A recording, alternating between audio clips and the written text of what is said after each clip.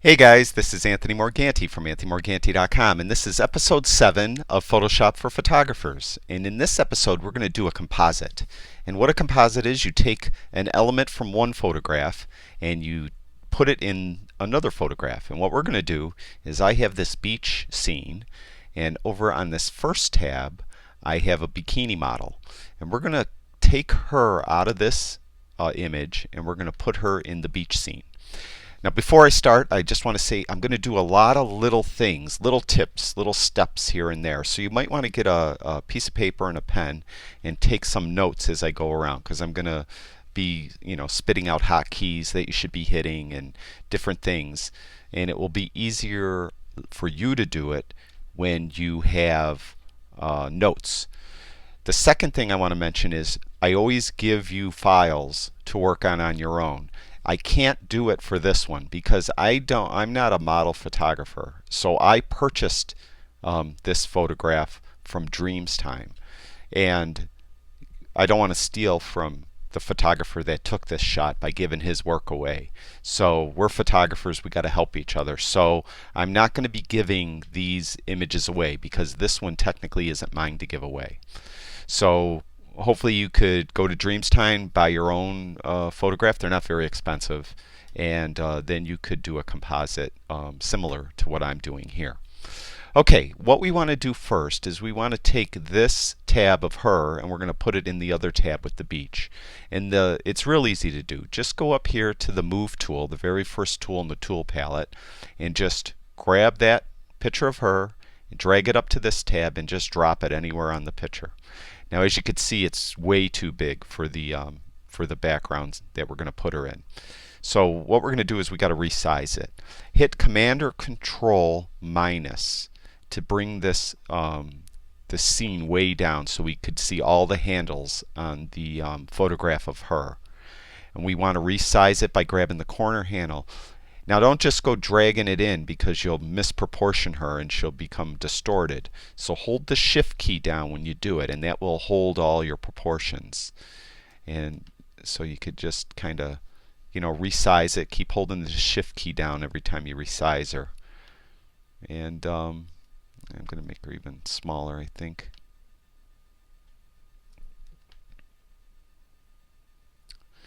Maybe like right about there. Excuse me. So I'm fine with the size. If I don't like it, I could resize it again later, but I'm going to leave it like it is. So go up here to the top and hit this checkbox. This is we're transforming her size, so we're confirming the transformation. And then we're done with that. Now hit Command or Control 0 to resize everything to your work area. Okay, now what we want to do is we want to clip her out of here. So the white background is gone. And one note, if you are a model photographer and you're taking photographs of models and you plan on doing a composite later, it's easier if you take the picture with a solid background. Dark-haired models are easier to composite if they have a white background. A blonde-haired model would be easier if it was a black background. You could also use a gray background. That works well too, but just a solid color really works. Okay, so we're going to take her out of here, and the way we're going to do that is we're going to go over into the quick selection tool. So that's W is the quick key to get to it, and it's the first tool of the tools in the tool palette. And what we're going to do is we're just simply going to make my tool a little bigger by hitting the right bracket key. You could hit the left bracket key to make it smaller. And we're just going to kind of draw around her, get a selection, and we're going to refine the selection later. Okay, so we're got to get over in here. And now what I'm going to do is I'm going to zoom in to see how the edges are. So I'm going to hit Command or Control plus a few times to zoom in. Then I'm going to hold the space bar down and it will turn my cursor into a little hand and I could move around. So as you can see, the marching ants, they're going around. We're missing some hair, but we're going to refine that later. We're going to just try to get roughly. Now I'm missing part of her forehead over here, so I'm just going to redo that. Missing a little of her eyelash, but that's okay. We're going to get that in the refinements later. Over here, seems okay. Over there seems okay.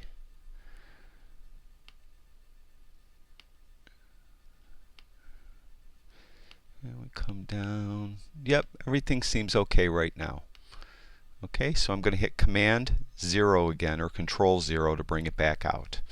Now, we have the rough selection.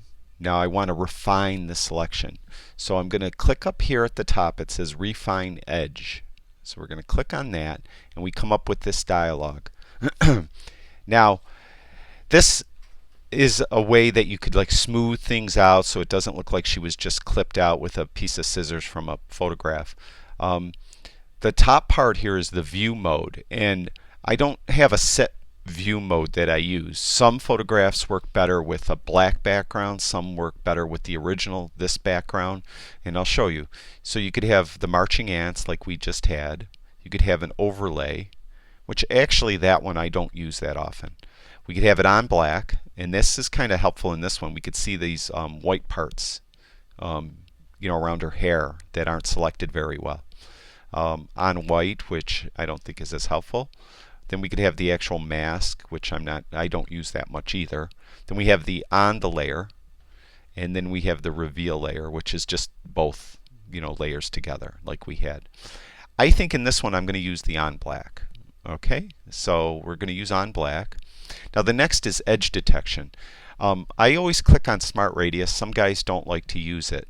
And the way I do it is I'll click on the Smart Radius and I click on this first box up here called Show Radius. And you can see it blacks the model out. But as I bring this up, see it's not showing it on the black, which actually, oh there it is. It took a while to render, which I'm really wondering why. Anyways, it'll show how far out from the selection that Photoshop is going to look to refine the selection, I guess, for lack of a better way to do it. So the further out I put it, now it's going to take a second to render, you can see how it goes really large.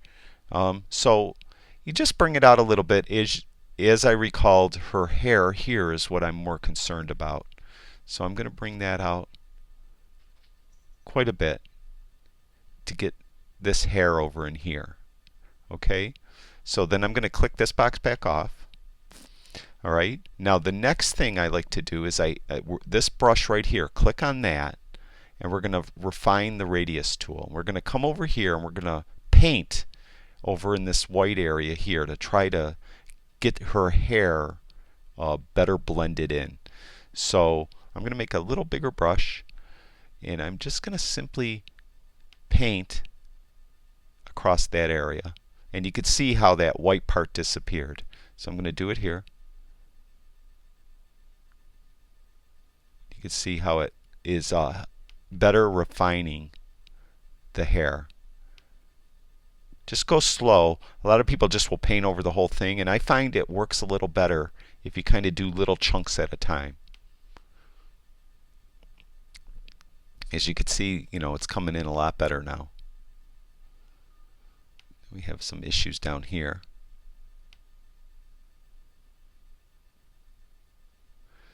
Okay, so that's not bad. Let's get up here a little bit. Okay, that's better. Now her eyelash, we were walked in out there. That's a little better. And so I think that's good enough for this. I could go over here a little more. We got a little bit of white there still. Yeah, that improved it a little. Okay, so I'm done with that. Now you could smooth so it doesn't look like she's as cut out, and actually the selection was pretty good. It's not as jagged. Sometimes you get jagged edges, but you could smooth it a little bit. Usually just a few pixels is all you need. No more than 5. And the feather sometimes too. And in this case, because the lighting is considerably different between the background and her, I do like to feather it a little bit. So I usually bring that up no more than 2 pixels or so. All right. Contrast and shift edge I never use. That's actually you could try messing around with them, and I know guys that do. That's before CS5. There was no edge detection, Smart Radius, and this tool here. This right, we just had these shift edges and things we could do to get a composite. Much harder to do a composite. So those are kind of legacy tools that I just don't use. At times, I guess you could use them, but I just don't. Decontaminate colors, in this case we don't have to click because she was against a white background to begin with. If she was against a colorful background, you click the decontaminate colors to help eliminate any splotches or bleeds from the background onto her. Okay, now output to, there's a number of different ways we're going to output to this. Most of the time I use a new layer with a layer mask. You could just use a layer mask, a layer document, and whatever. So in this case, we're going to do a new layer with a layer mask. I suggest you experiment with these and see what they do. Okay, so new layer with layer mask, and I just click OK.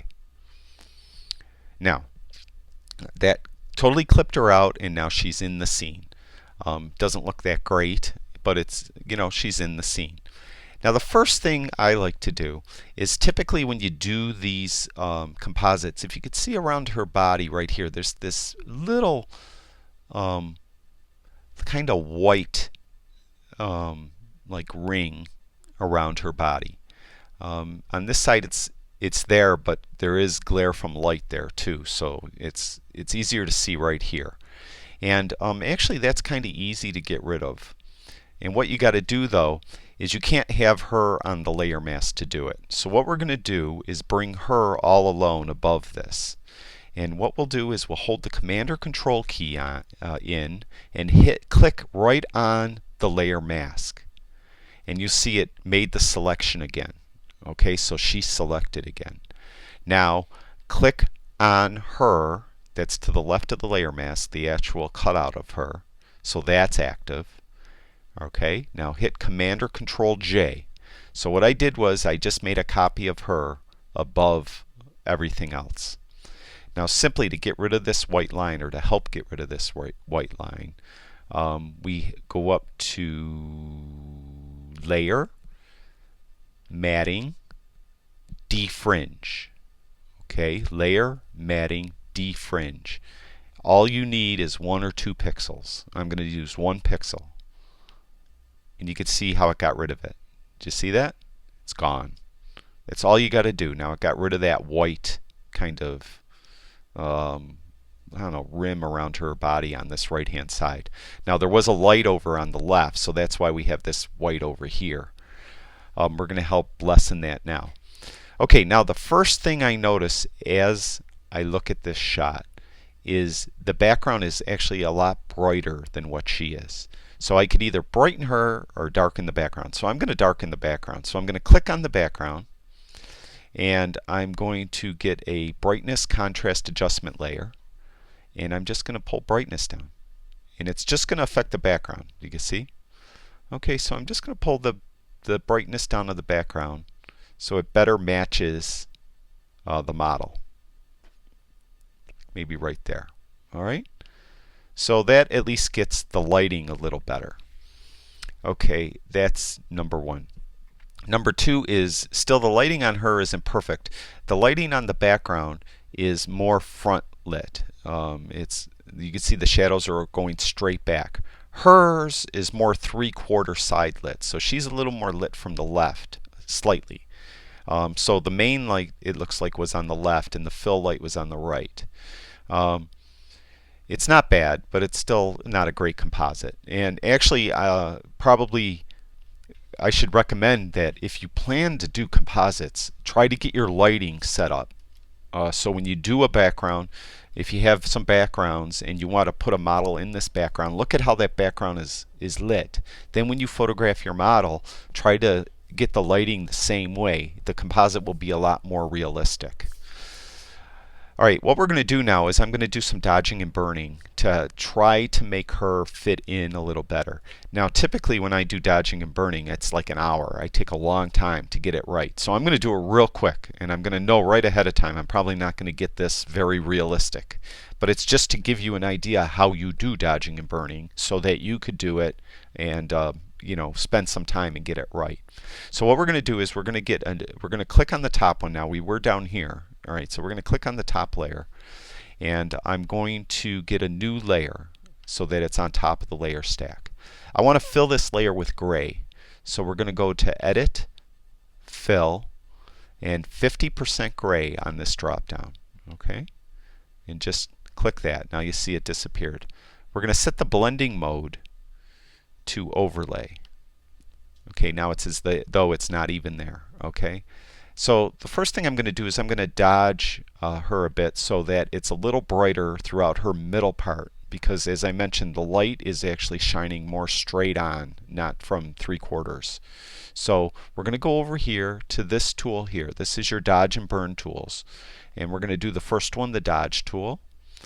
And the exposure is kind of like the flow, and you could build this up. So if I went once across her at 50%, then went twice across her, I'm actually doing 100% flow.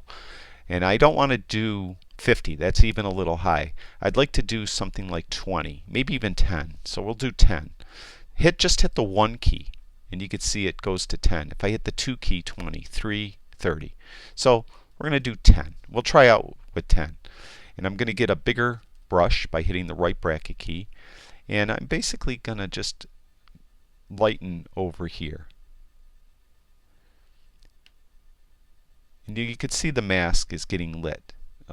You're getting painted on in that spot. And it's a subtle thing. That's why we're using such a light, just 10%. I like to call it flow. They call it exposure. So, like I said, we're just going to brighten up the front of her body a little bit, so it's more it appears like she's more front lit. Okay, so I'm going to name this. You could click on here too, and you could name the layer. So I'm going to put this dodge. So it's something I never showed you guys how to do, and actually I do it a lot, because if you get 30, 40, 50 layers in here, which you'll find you get lost of where you are and what you did in each layer. So it's a good practice to name them. So I got her very poorly dodged, I admit it. All right, so but at least you get the idea of what I'm talking about. So one thing too, I should add, I got this dodge tool here. If I start dodging over here, I'm dodging the background too. I don't want to dodge that background. See, I'm doing that? I don't want that. So what I want to do is I want to clip it to her. So if you remember, we did clipping mask in an earlier episode. If you hold the Alt or Option key down when you hover between the two, you see how it turns into that square with the down rectangle, or down arrow, I'm sorry. Just click on that, and now it's clipped to her, and you see that dodge I did over here went away. So you could more effectively dodge without worrying about spilling over into the background. See what I mean? So I got that dodge clip to her. Now I'm going to do some burning just to show you what the burn tool is like. This dodge really is a horrible job, so I apologize for that. It's hard to do it fast while talking, because usually you're concentrating on what you're doing. Okay, so I'm going to get a new layer, and I'm going to put it on top. And right away I'm going to clip it to her. So I'm going to hit the Alt or Option key, and I'm going to clip it to her.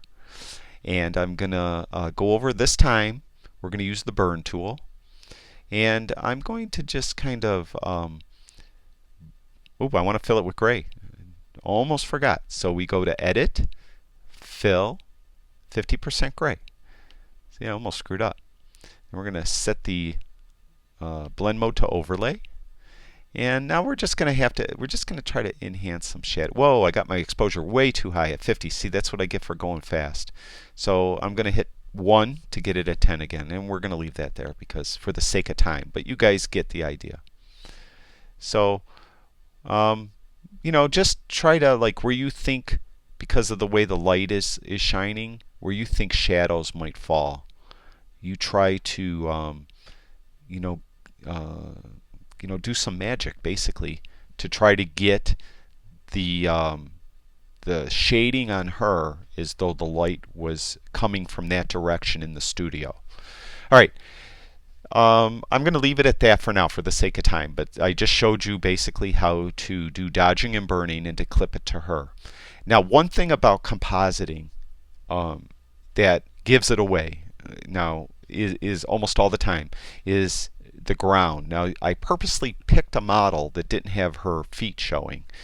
It's very difficult to get the feet blended into the background properly. And what you see, if you look at movie posters, go look at movie posters, you'll see this all the time because they do a lot of compositing.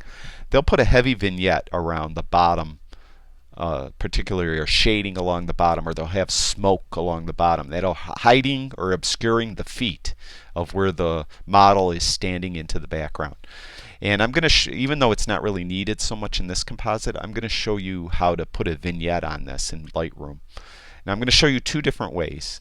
If you have Lightroom, or I'm sorry, in Photoshop, I said Lightroom, I'm sorry. If you have Photoshop CC, it's a lot easier to do, excuse me, than in Photoshop CS6 or earlier. So, okay, so now what we got to do before we put this vignette on it is we want to merge all these layers, and we could flatten them and just have one layer again, but what I like to do is I like to just merge them all and have it on the merge copy on top. And to do that is you got to hit this kind of complicated shortcut. You hold Shift, Alt or Option, Command or Control, E as in Edward. And that will merge them all and put it on top of the layer stack. So if you have a PC, it's Shift, Alt, Control, E. If you have a Mac, it's Shift, Option, Command, E. Okay? So that put them all on top of the layer stack. Now, if you have Adobe Photoshop CC, the vignette is relatively easy. You go to Filter, and you go to Camera Raw Filter. This isn't available in CS6 or earlier. And what it does, it takes this image over into Adobe Camera Raw. And you click on the FX tab, and you add a vignette. Simple as that. Now you can mess with the feathering and the roundness and all that other stuff too. But that's as easy as that, and it adds the vignette, and now she looks a little more natural in it. I mean, with my lousy dodging and burning, but you get the idea. Now what we're going to do though is I'm going to toss this in the trash can down here, and I'm going to show you how to do this if you have CS6 or sooner. So we're going to hit, again, the shortcut. In my case, I have a Mac. It's Shift, Option, Command, E to make that copy. And I'm going to get this rectangle tool right here, and I'm going to just draw a rectangle on her, pretty much like that. Okay, now I have a selection. I want to feather the selection, so I'm going to go Select, Modify, Feather. And I'm going to do 350 pixels. I think you could go higher with CS6, I believe. CS5, I think your limit might be 250, but do whatever the maximum is for you. I'm going to do 350 just to show it. Okay, click OK. Now I have it feathered. All right, now I want to invert it so that I'm actually selecting the outside. So I'm going to hit Shift, Command I. If you have a PC, it's Shift Control I. And now that inverted it. As you can see, the marching ants now are on the outside also. So that means I selected that. All right.